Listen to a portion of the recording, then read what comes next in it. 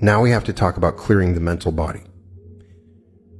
In his groundbreaking book, Evolve Your Brain, Joe Dispenza refers to your neural networks, which I will shorten to neural net.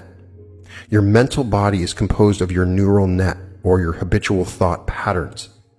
As it turns out, thinking in certain patterns can become addictive.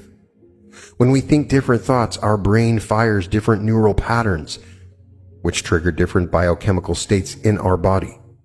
Releasing these different chemicals over and over again creates a dependency that results in addiction to the certain types of thoughts that lead to certain types of behaviors. Why do you act that way? It's because your body secretly is addicted to it. This is also one of the reasons why it can take effort to actually control your thoughts, because you're fighting a drug addiction in your body.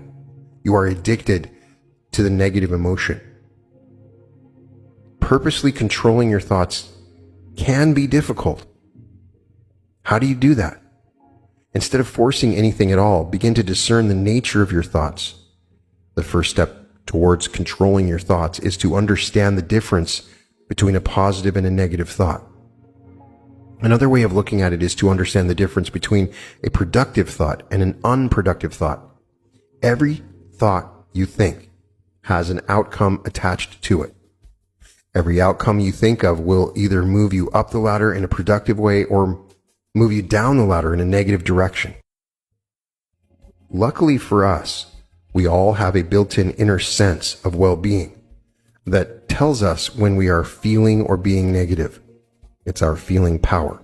Every time you generate a thought, you intuitively know immediately through your feelings whether it's positive or negative, repatterning your neural net.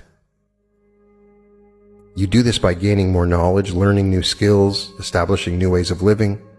In other words, you need to enact new behaviors and ways of thinking in order to develop a new neural net. In addition, if you want to create a new expanded neural net, you need to consistently enact new behaviors and ways of thinking. Remember what Neville Goddard says. First, you reap a thought, then you reap a habit, then you reap a character, then you reap a destiny.